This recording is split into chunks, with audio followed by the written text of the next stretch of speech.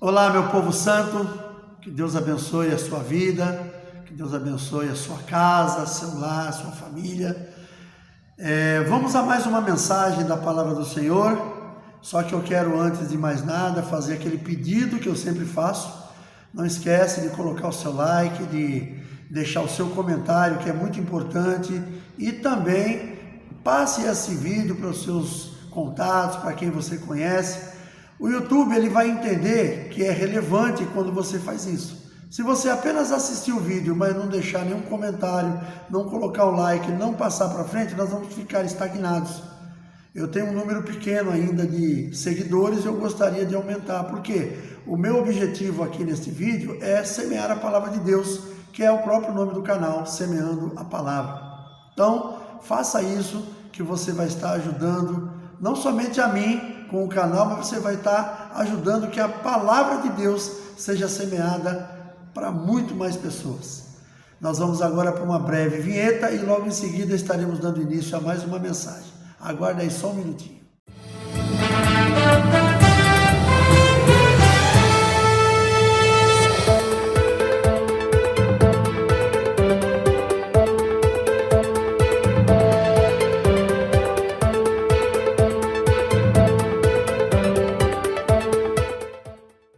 Muito bem, obrigado por você ter aguardado até aqui. Se você tiver de posse da palavra de Deus, abra comigo no livro de Mateus, capítulo 13, nós vamos ler o verso 22, apenas esse. Mateus 13, 22, diz assim a palavra do Senhor: O que foi semeado entre os espinhos é o que ouve a palavra, porém os cuidados do mundo e a fascinação das riquezas sufocam a palavra e fica infrutífera. Amém? Queridos, nós vamos falar um pouquinho sobre esse tema: sementes plantadas e espinhos que surgem na colheita. Porque a palavra de Deus diz que tudo aquilo que nós plantarmos, nós haveremos de semear.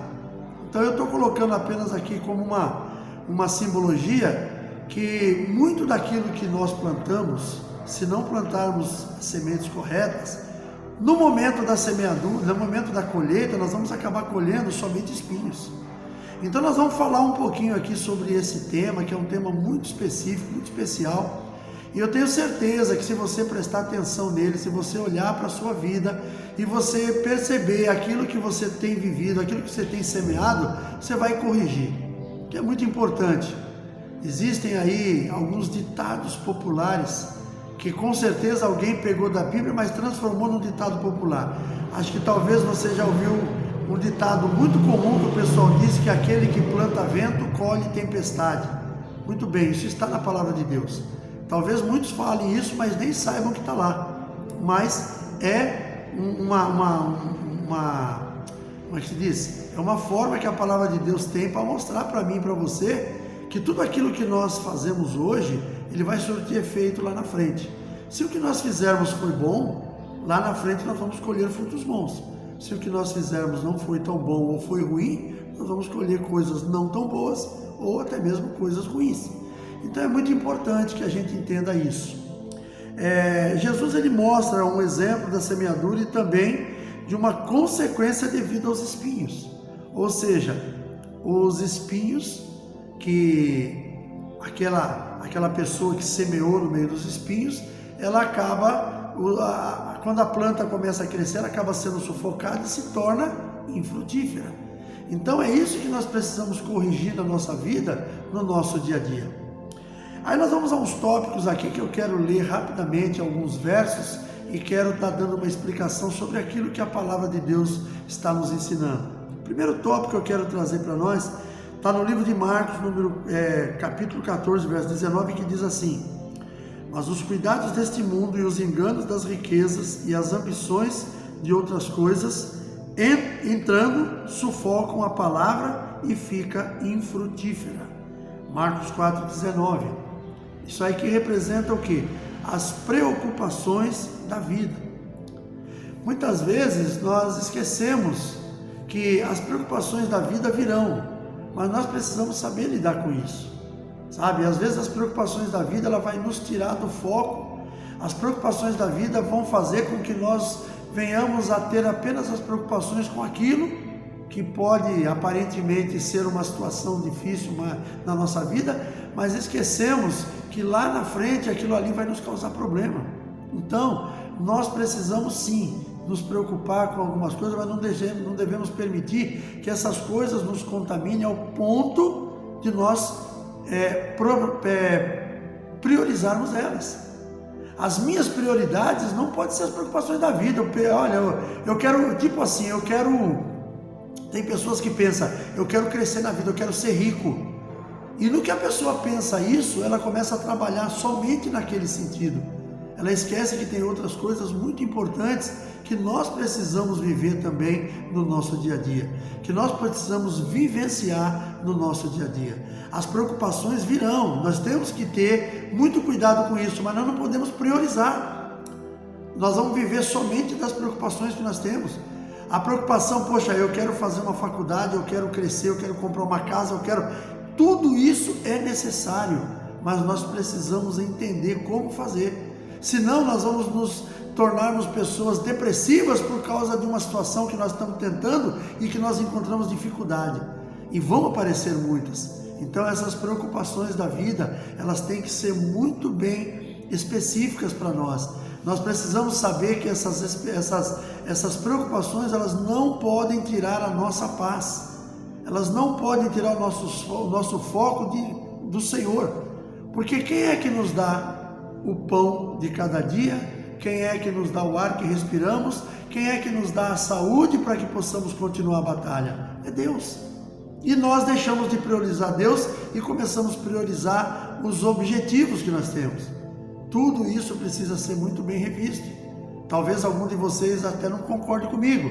Ah, mas se eu não correr atrás das coisas que eu preciso, quem é que vai fazer por mim? Eu concordo com você, mas você não precisa chegar ao ponto de você esquecer as demais coisas e principalmente perder o foco do Senhor por causa das suas tentativas de conquistas. Tudo aquilo que nós conquistamos sem Deus, ele não tem muito valor. Aquele sucesso que nós podemos alcançar, se ele não tiver na vontade de Deus, de que ele vai valer? Ele vai ser passageiro. A partir do momento que você tiver esse foco naquilo que você quer e estiver na vontade do Senhor, vai ser muito mais fácil de alcançar e será um benefício muito maior para a sua vida. Pense nisso. Lembre-se disso que você está ouvindo aqui de mim. Outra coisa, Lucas 12:18 diz assim: E disse, farei isto, derrubarei os meus celeiros e edificarei outros maiores, e ali recolherei todas as minhas novidades e os meus bens. A fascinação pelas riquezas. Essa passagem fala de um homem que ele tinha seus celeiros e a coisa começou a crescer de tal forma que ele pensou, vou destruir isso aqui tudo e vou construir maiores. E depois que ele constrói aquilo, que ele enche aqueles celeiros, ele olha e faz uma palavra de exaltação, tipo, folga minha alma, quando ele vê toda aquela riqueza. Mas naquele mesmo tempo, alguém fala para ele, ainda hoje tirarei a tua vida. Ou seja, você lutou, conquistou coisas e a sua vida foi tirada e você não aproveitou nada. Então, precisamos fazer de uma forma diferente, ou seja, não podemos deixar que a fascinação pelas riquezas nos tire do foco. Queridos, eu conheci pessoas que enriqueceram, pessoas que eu trabalhei para eles, pessoas que foram meus patrões. Eles enriqueceram, mas a prioridade deles era só as riquezas. Eles não viveram. Sabe o que é a pessoa ganhar muitas vezes muito dinheiro, construir muita coisa, edificar muita coisa e ela mesma não fazer uso daquilo? Tudo bem, vai ficar para os nossos filhos, mas será que com isso tudo que nós fizemos, nós ensinamos os nossos filhos que aquilo ali é um bem material que tem que ser usado da maneira certa? Ou criamos ali de repente uma competição entre os nossos filhos para que eles fiquem se matando para saber quem é que vai ficar com tudo? Eu tenho essa experiência na minha casa, porque os meus filhos aprenderam comigo e com a minha esposa que não tem que ter ganância por nada, e Deus tem prosperado a vida deles. Sabe aquela história? O meu pai faleceu há 6 anos atrás. Talvez em algumas famílias, com esse tempo do pai ter sido falecido, já estaria todo mundo brigando por causa de alguma coisa. Eu e minhas irmãs até hoje, ninguém se preocupou com nada. Tá lá o apartamento que meu pai deixou, ninguém foi atrás. Tem uma irmã minha que mora lá com a mãe e acabou, nós não estamos preocupados com a herança de quem vai ser. A minha herança vem do Senhor. Eu, minhas irmãs, nós somos todos cristãos, ninguém está preocupado com a herança material dessa terra. Nós estamos preocupados com a herança que vem de Deus, a herança que vem do céu. Então, a gente precisa ver, e as pessoas preocupadas com a questão das riquezas, elas não vivem, elas vegetam. Elas vivem em função daquele dinheiro que elas têm. Eu já vi muita gente desse jeito, a pessoa come mal, a pessoa se veste mal, a pessoa não passeia, a pessoa não ajuda ninguém para poder economizar. E mais tarde essa pessoa acaba tendo que gastar tudo que juntou com o médico, porque fica na beira da morte e acaba adquirindo uma doença às vezes incurável, e quem fica com esse dinheiro dela são os médicos, onde ela poderia ter se alimentado melhor, poderia ter se tratado melhor, poderia ter abençoado pessoas, e com certeza ela também seria muito abençoada. Mas a preocupação, a fascinação pelas riquezas tira a pessoa do foco verdadeiro. Outra coisa que também nós precisamos tomar um cuidado. 1 Timóteo 6,10 diz assim: porque o amor ao dinheiro é a raiz de toda espécie de males. Uma das coisas que muita gente fala erroneamente: porque o dinheiro é a raiz de todos os males. Não, não é o dinheiro, é o amor ao dinheiro. O dinheiro é bom. O dinheiro é bom. Você pensa, se o dinheiro fosse um benefício ruim, Satanás ia deixar todo mundo rico. Sabe por quê? Porque aí ele tomaria conta de todo mundo. Quem é que não quer ter bom? Quem é que não quer ter dinheiro? Quem é que não quer ter um grande salário numa empresa? Quem é que não quer ter um dinheiro que você possa comprar uma propriedade, que você possa ir num médico a hora que você precisar, que você possa fazer uma viagem sem ter a preocupação de voltar depois e saber que as contas vão ficar sem pagar? Então o dinheiro é uma coisa boa, porque Deus permitiu aquilo na nossa vida, porque são coisas que são somente dessa terra, para onde nós vamos depois não tem. Mas enquanto nós estamos aqui, nós precisamos do dinheiro para pagar nossas contas, para suprir as necessidades do nosso lar, para podermos ter o lazer, para poder estudar, para poder ser tratado no médico. Então o dinheiro é uma coisa boa. O que não é bom é o amor por ele. Quando a pessoa faz aquilo que eu falei anteriormente, a pessoa junta um grande patrimônio, mas ela é incapaz de ajudar uma pessoa que ela sabe que é necessitado, até mesmo da família, porque a gente escuta muito isso. Sabe que tem uma pessoa na família necessitada, a pessoa tem condições de ajudar, mas ela não ajuda. Isso é amor ao dinheiro. Ela sabe de pessoas que estão passando necessidade dentro da própria família. Ela tem condições de ajudar, aquilo não vai mudar, não vai deixar ela pobre, mas ela prefere não ajudar por causa do amor ao dinheiro. Então é muito complicado isso. Não deixe que as riquezas, que o dinheiro venha fazer isso na sua vida. O amor ao dinheiro, não é o dinheiro que é a raiz dos males, é o amor ao dinheiro. Quando a pessoa tem amor ao dinheiro, nem a sua própria saúde ela cuida para não gastar. Eu não estou dizendo que a pessoa vai pegar o dinheiro e sair gastando que nem louco, comprando tudo que vem pela frente, mas a pessoa tem que saber que aquilo ali é um benefício enquanto nós estamos aqui. O que me adianta eu juntar e passar minha vida inteira, não fiz nada, não fiz uso daquilo, trabalhei, fiquei cansado, passei por problemas, tive problemas de saúde, mas contornei a situação para gastar o mínimo possível. Amanhã a pessoa vai para um buraco no cemitério, que é o lugar onde tem as maiores riquezas enterradas, os maiores sonhos, as maiores riquezas, tudo está enterrado ali. Quantas pessoas que estão enterradas ali que não queriam, que queriam ter feito muitas coisas antes de terem ido, mas foram. Então, eu não quero isso para a minha vida e espero que você que está me ouvindo também entenda que isso não é maneira de ninguém viver. A nossa prioridade tem que ser Deus, tem que ser família, tem que ser saúde, tem que ser uma vida próspera, mas não prosperidade com fortuna. Prosperidade que eu falo é aquela de não ter necessidade de nada. Eu sou uma pessoa próspera, eu não sou rico, mas as minhas necessidades eu tenho todas elas supridas. Trabalhei, me aposentei, Deus me abençoou muito, caminhei na presença dele, Fiquei um tempo afastado, mas quando voltei, procurei me tornar um servo fiel em todas as áreas. Eu sei que eu não sou perfeito, eu sou falho, mas isso que a gente faz, o que é? É para que a gente possa alcançar as coisas boas dessa vida. Agora vou pegar todo o patrimônio que eu conquistei, vou deixar lá travado num canto, sei que tem um filho precisando de ajuda, eu não faço, sei que tem um irmão precisando de ajuda, eu não faço, sei que tem alguém da minha casa precisando de um médico, eu não ajudo. Para que serviu tudo aquilo que eu fiz? Não serviu para nada. Então vamos pensar nisso. Amor ao dinheiro é a raiz de todos os males. Outra coisa diz assim, Atos 5, do 1 ao 2 diz: Mas um certo homem chamado Ananias, com Safira, sua mulher, vendeu uma propriedade e reteve parte do preço, sabendo-o também sua mulher, e levando uma parte o depositou aos pés dos apóstolos. Aqui nós estamos falando sobre o quê? Sobre a ganância que faz o homem tentar enganar até a Deus.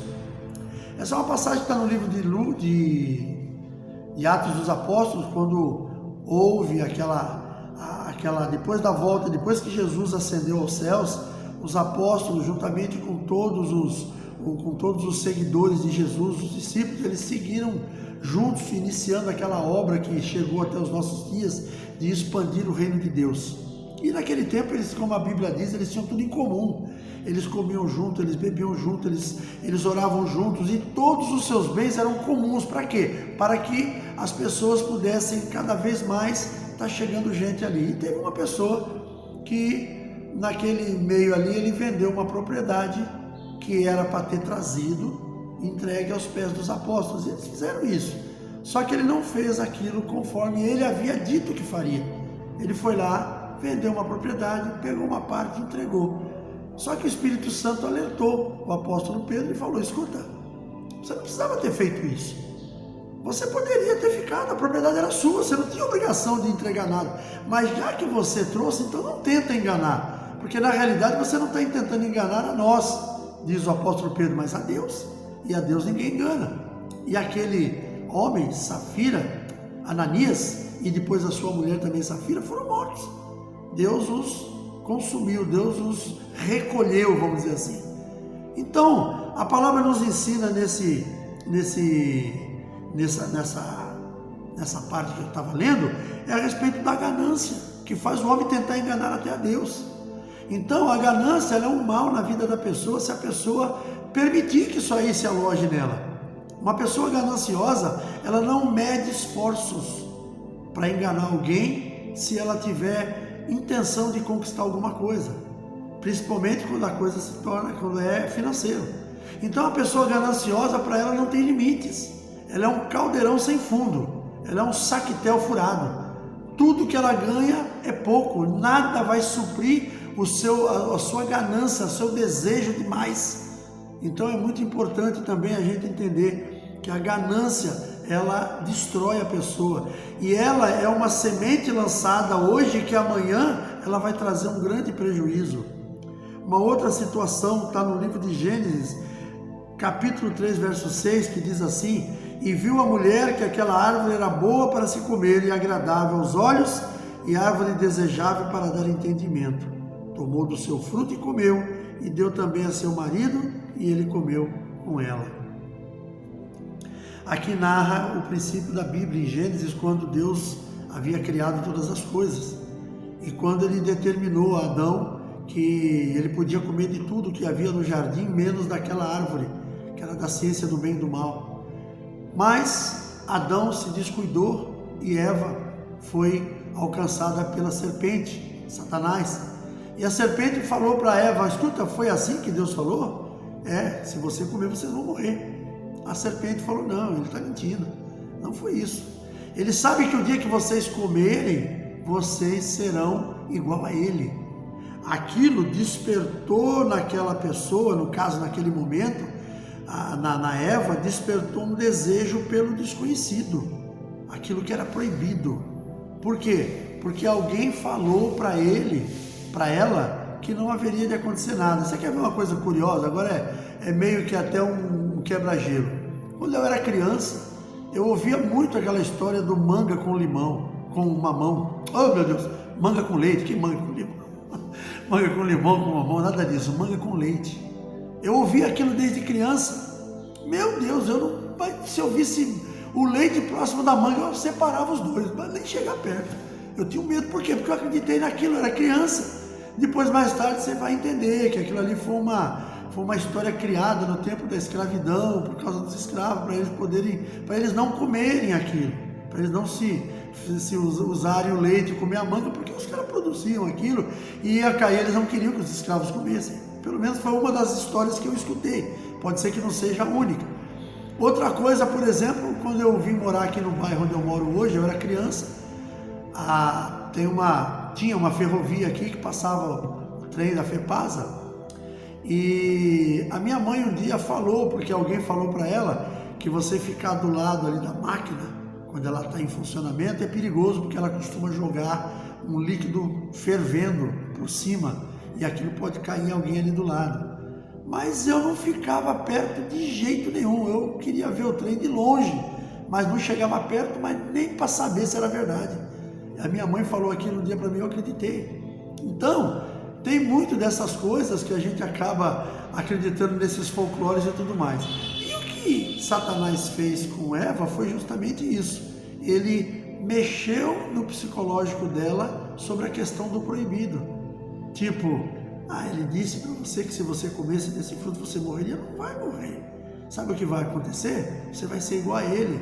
Você vai ter conhecimento do bem e do mal. E Eva comeu e deu para o seu marido. Ou seja, essa questão dos anseios pelos prazeres, pelas coisas proibidas, o anseio pelo proibido, o desejo pelo proibido, é uma semente lançada no nosso coração que lá na frente vai trazer um grande prejuízo também. Então, fiquem atentos, cuidado com aquilo que você ouve, analise, não vá tomando uma providência sem antes você saber a veracidade daquilo. Se Eva não tivesse feito como fez, claro que Satanás ia arrumar um outro jeito, mas a história podia ser diferente. A outra situação também, livro de Samuel, 2 Samuel capítulo 11, versos 1 e 2, diz assim: E aconteceu que, tendo decorrido um ano, no tempo em que os reis saem à guerra, enviou Davi a Joabe e com ele os seus servos e a todo Israel, e eles destruíram os filhos de Amon e cercaram Rabá. Porém Davi ficou em Jerusalém. Aí a gente vê aquela situação que aconteceu com Davi. Ele estava um dia no palácio, cabeça vazia, despreocupado, passeando, e de repente ele olhou para o lado, ele viu uma mulher nua se banhando. Uma mulher devia ser muito bonita, Batseba, mulher de Urias, que era um dos soldados que estava na frente de batalha. E Davi desejou aquela mulher. Desejos proibidos, anseios pelos prazeres, tudo isso pode trazer problemas para você. O Davi, ele acabou adulterando com aquela mulher, e dali para frente a vida do rei Davi virou uma bagunça em certo ponto. Ele não deixou de ser um homem segundo o coração de Deus. Davi morreu e com certeza foi para o céu. Porém, a história da família de Davi virou uma loucura naquele tempo. Davi teve filho que o afrontou, que tentou tomar o reino. Teve filho que estuprou a própria irmã. Teve filho que matou o outro filho dele. Depois teve a divisão do reino, quando Salomão assumiu. Logo depois de Salomão, o filho de Salomão, Roboão, acabou dividindo o reino de Israel. Conclusão, tudo situações que aconteceram na vida de Davi por causa desse adultério, por causa do que aconteceu. E ele naquele dia não deveria estar em casa. Os desejos proibidos, os desejos mais loucos na vida da pessoa vão acontecer nos momentos em que você estiver aparentemente sem nenhum problema. Aí a mente vai começar a viajar, é onde começa a vir os pensamentos, começa a vir, e Satanás vai colocar as oportunidades ali para tentar tirar você do caminho. Então pensa bem nisso aí, cuidado com aquilo que você deseja, fuja da aparência do mal. Uma outra situação também que nós vemos em Gênesis 13:10, E levantou Ló os seus olhos e viu a campina do Jordão, que era toda bem regada antes do Senhor ter destruído Sodoma e Gomorra, e era como o jardim do Senhor, como a terra do Egito, quando se entra em Zoar. Ló viu aquilo. A mesma coisa que Davi deve ter olhado para aquela mulher e viu, olha que coisa maravilhosa. Ló, quando olhou para a terra das campinas, para as campinas do Jordão, ele só viu as coisas boas. Ele não pensou o que poderia acontecer, como aconteceu depois, que ele ficou na cidade de Sodoma e viu lá aquela questão envolvendo a prostituição, envolvendo a homossexualidade, que até os anjos, quando foram avisar Ló para sair da cidade, foram assediados. A mesma aconteceu com Demas, quando Paulo diz aqui, porque Demas me desamparou, amando o presente século, ou seja, preferiu as coisas diferentes, preferiu as coisas que deveriam não ter dado atenção, mas ele acabou olhando para aquilo. Judas, então Judas, o que traíra, vendo que fora condenado, trouxe arrependido as 30 moedas de prata aos príncipes dos sacerdotes e aos anciãos, dizendo, pequei traindo sangue inocente. E eles, porém, disseram, que nos importa, isso é contigo. Outra coisa que a gente aprende aqui, o diabo ajuda a fazer, mas não ajuda a esconder e não te livra do mal. Quem te livra do mal é Deus. Quem livra-nos do pecado é Deus, é o Senhor quem perdoa os nossos pecados, que nos redime de toda injustiça. Então, que a gente possa ter isso muito bem firmado no coração. E para a gente concluir, espinhos sempre farão parte das nossas lutas, mas o importante é entender que estes são também parte do ensinamento. Sem eles, talvez as vitórias não tivessem o mesmo sabor. Ou seja, nós precisamos lutar. Só que mediante as nossas lutas, os espinhos que acontecem, que tem nela, aparecerão. Veja bem, a rosa, por exemplo, é uma flor conhecida como talvez uma das mais lindas. Mas se você abraçar o caule dela assim com vontade, você vai espetar a mão, porque tem espinho. Então, a beleza da rosa está ali, mas tem um espinho de alguma forma que protege. Então, quando nós enfrentamos alguns espinhos pelo meio do caminho, não temos que nos estremecer diante dele, porque eles vão nos ensinar alguma coisa. Agora, temos que ter cuidado com aquilo que semeamos, porque se nós semearmos coisas ruins, só terão espinhos para você colher mais tarde. É muito importante a gente entender isso aí, captar. Queridos, eu espero que vocês possam ter entendido a mensagem que o Senhor colocou para nós e que esta mensagem possa realmente fazer com que você reflita sobre a sua vida, sobre aquilo que você tem vivido, sobre tudo aquilo que com certeza você ainda pode viver nessa terra. Procure viver o melhor, procure viver de uma forma diferente, procure fazer sempre o bem, procure viver de uma forma, não se precipite para tomar decisões, decida as coisas com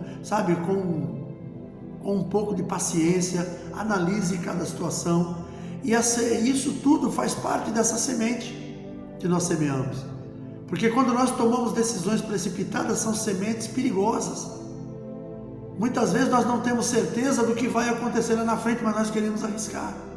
Então tem tudo aquilo que foi falado nessa mensagem, sobre a questão das coisas desse mundo, das preocupações desse mundo, sobre os desejos que nós temos, sabe? Sobre as situações que nós vivemos no dia a dia, que precisamos analisar cada uma delas. Preste bem atenção. Como eu já falei em outras mensagens, até mesmo na igreja, de tempos em tempos, nós precisamos dar uma avaliada na nossa vida. Avaliar como é que nós temos vivido, se esse tempo que nós temos vivido tem sido bom, o que não está bom, precisamos mudar, precisamos de uma transformação. Tudo isso tem que ser feito no nosso dia a dia. E ninguém vai fazer por você, tá? Eu já vou deixar bem claro isso. Ninguém vai fazer por você, ninguém vai fazer por mim. Nós precisamos avaliar e nós precisamos fazer. Que Deus abençoe sua vida. Eu quero orar com você nesse momento. Em seguida estarei encerrando essa mensagem. Feche seus olhos. Pai, em nome de Jesus, eu quero te agradecer por esta palavra e pelas vidas que estão assistindo. Muito obrigado, meu Deus, pelo teu amor que é derramado sobre nós. Muito obrigado pelo suprimento das nossas vidas. Nos ensine, Senhor, a caminhar nessa terra, sabendo avaliar cada semente que nós lançamos pelo caminho, porque sabemos que mais tarde haveremos de colher tudo aquilo que plantamos. Que a tua paz, o teu amor esteja presente na nossa vida, que tudo em nós seja para a glória do teu nome, que tudo seja para glorificar a tua majestade. Te agradeço neste dia, em nome de Jesus.